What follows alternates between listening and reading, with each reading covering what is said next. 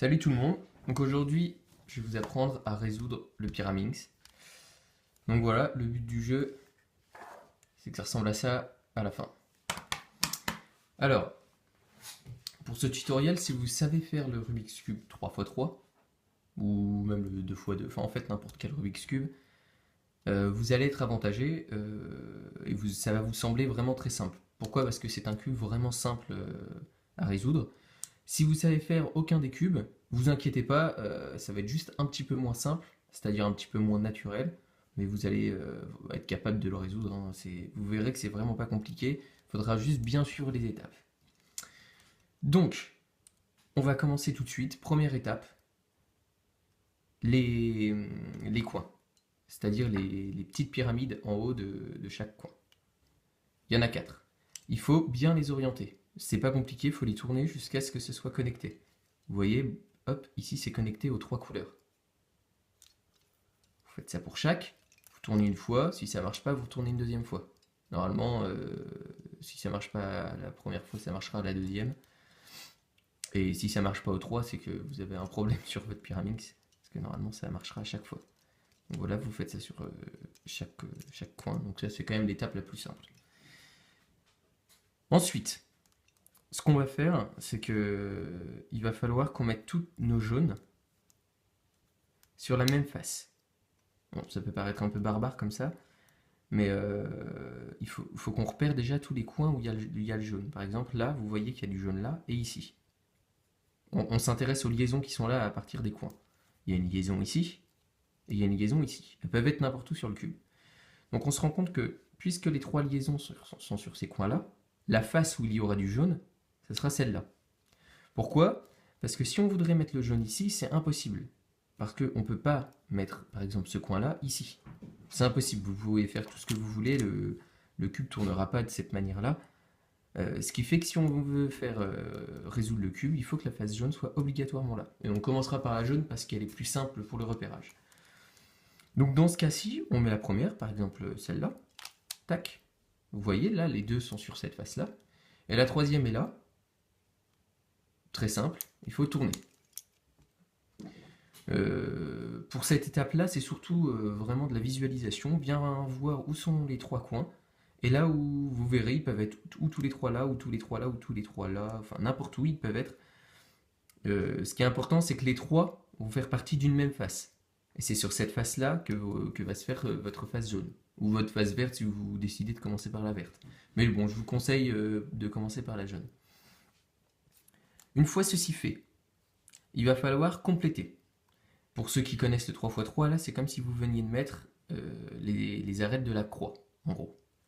Et là, c'est comme si vous vouliez mettre les coins. Donc, on va commencer et on pose la face en bas. Bon, c'est pas forcément obligé, mais bon, c'est mieux pour le repérage. Par exemple, ici, on repère qu'on a une pièce jaune et rouge. C'est-à-dire qu'il faut qu'elle aille ici.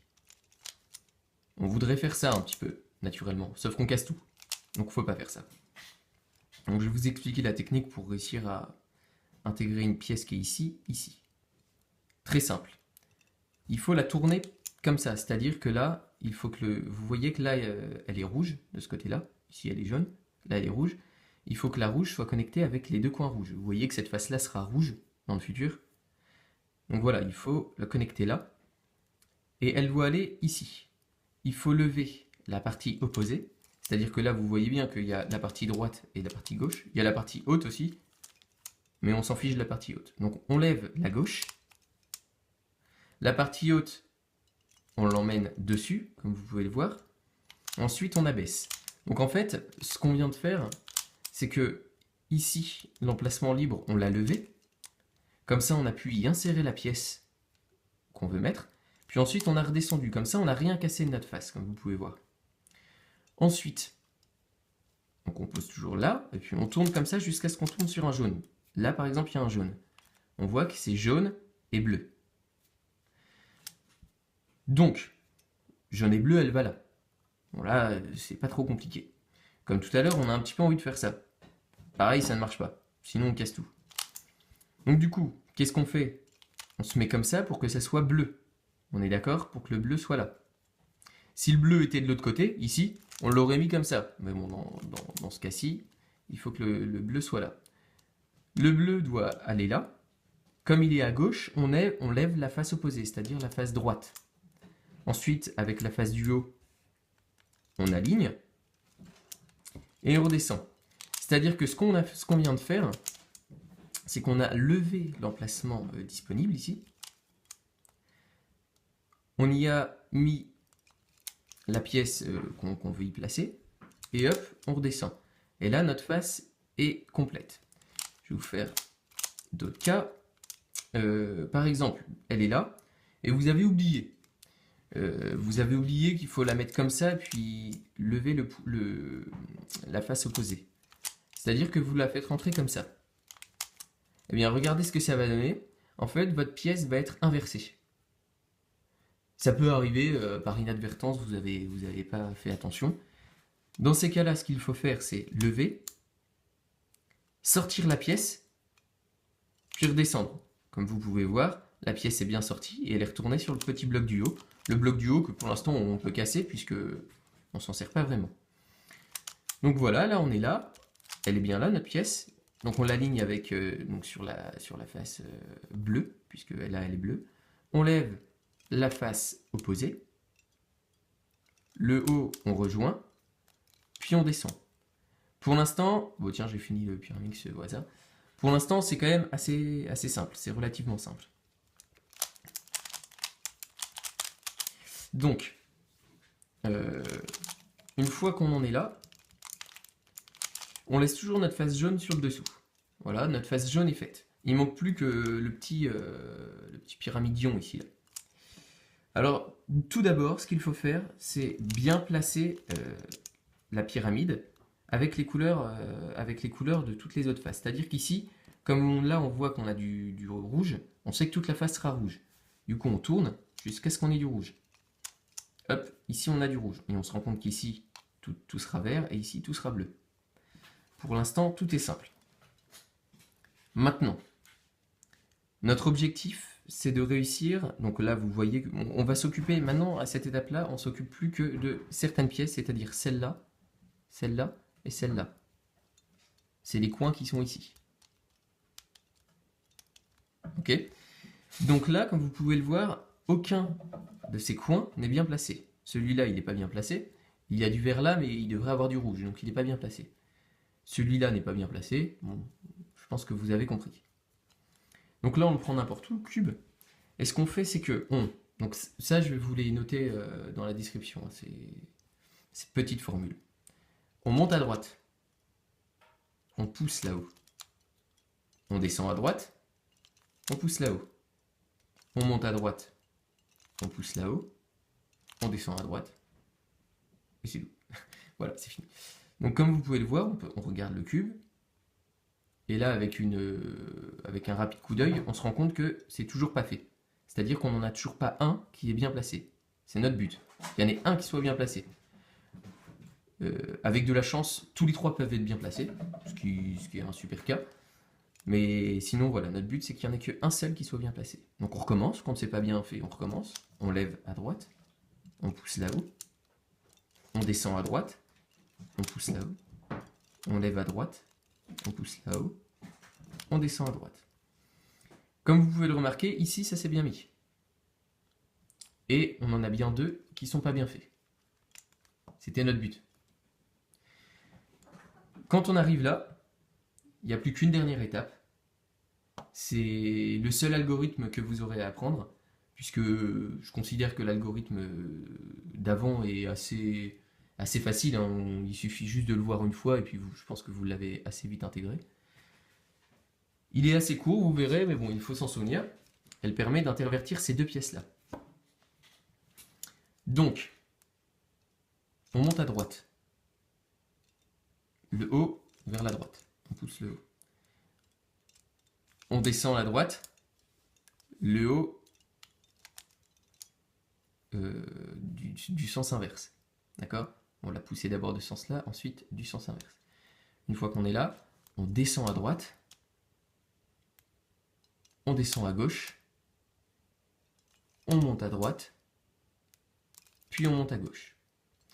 Donc, Si vous connaissez les notations officielles, je vais vous noter la formule dans la description. Si vous les connaissez pas, j'ai fait une vidéo pour vous montrer justement toutes les notations officielles. Sinon, je vous refais l'algorithme et je pense que vous allez assez rapidement comprendre. Donc en gros, ça donne droite, haut, droite inversée, haut inversé, droite inversée, gauche, droite et gauche inversée. D'accord? Je recommence. Hop, hop, hop, hop, hop, hop, hop, hop. Il se fait assez rapidement et assez simplement. Je récapitule au cas où vous n'avez rien compris. Mais normalement, ça devrait aller puisque c'est un cube assez simple. Je ne fais pas la première étape où il faut tourner les petites pyramides au début, puisque je considère que c'est quand même une étape très simple. Repérage des coins. Ce coin-là, il a du jaune. Je le note d'un doigt. Ce coin-là a du jaune, je le note d'un doigt. Et ce coin-là aussi. On se rend compte donc que c'est sur cette face-là que le jaune sera. Puisque c'est la seule face qui comprend les trois angles où il y a mes doigts. Là. Vous voyez bien. Donc, on met un coin sur la face en question, le deuxième coin et le troisième coin. En fait, on tourne jusqu'à ce qu'il y ait du jaune. Et voilà, tous les jaunes sont mis.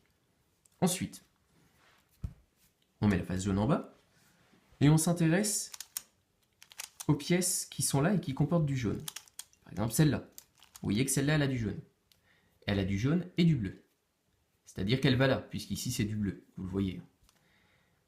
Comme on se souvient, on la met du côté où ça correspond avec la couleur, là. Voilà. On monte le côté opposé, on aligne, et on redescend. Ça, c'est vraiment instinctif. Vous allez vraiment... au début, vous allez peut-être le faire un petit peu au hasard, et vous allez très vite vous rendre compte que c'est très logique. Ensuite, bah là, on a une autre pièce jaune sous nos yeux. Jaune-rouge, comme vous pouvez le voir. Du coup, on aligne le rouge, exactement le même cas que tout à l'heure. On monte, on remplace, puis on redescend. Ensuite, on tourne. Voilà, là, on voit qu'il y a le vert qui est ici. Et le vert, il doit aller là. Donc, on vient. Donc, voilà, le jaune est là. On l'aligne avec le vert, comme ça. On monte la face opposée. On allonge le vert dessus. Puis, on descend. Terminé. Comme vous pouvez le voir, là, cette face-là est terminée. Une fois qu'on en est là, il faut qu'on aligne le petit pyramidion là sur toutes les couleurs. C'est-à-dire que là, il y a du bleu et il faut qu'on ait du vert. Donc je tourne jusqu'à avoir du vert. Rouge, toujours pas bon. Vert, ça y est, on a du vert, c'est bon. Ici, on se rend compte qu'on a bien le bleu et ici le rouge. Ensuite, quelle est l'étape? On regarde les trois pièces ici. Aucune de bien mise. Du coup, on fait notre algorithme. Droite, haut, droite inversée, haut, droite, haut, droite inversée. On regarde, toujours rien de bien mis. On recommence. Droite, haut, droite inversée, haut, droite, haut, droite inversée. On regarde, vous voyez que celle-là est bien mise. C'est-à-dire qu'il n'en reste plus que deux à inverser. Le but, c'est vraiment qu'il en reste deux à inverser, puisque sinon, si on commence à en inverser deux, mais qu'il en reste une derrière, voilà, ça ne va pas le faire. Il faut vraiment qu'il en reste deux. Il reste les deux. Très bien. Donc du coup, on fait la petite formule. Que je m'en souvienne. Non, c'est pas ça. Alors c'est droite, haut, droite inversée, haut inversé. Droite inversée, gauche, droite, gauche inversée. Voilà. J'espère que grâce à ce tutoriel, vous aurez réussi à finir votre Pyraminx. Je vous note bien hein, toutes les formules dans la description. Et voilà, je vous montre juste un dernier cas qui peut vous arriver. C'est ce cas-là. C'est-à-dire que là, vous voyez, vous avez les trois qui ne sont pas bien mises. Donc vous faites votre formule. Comme ça. Aucune n'est encore bien mise. Donc on recommence. Et là, ça finit votre pyramide. Ça peut arriver, et dans ces cas-là, vous avez plutôt de la chance. Donc voilà, merci d'avoir suivi ce tutoriel. Dites-moi bien en commentaire si vous avez réussi à résoudre votre premier Pyraminx grâce à ce tutoriel. Excusez-moi. Ou si vous, justement, vous n'avez pas du tout réussi. Donc voilà, merci bien, et puis à bientôt pour un nouveau tutoriel.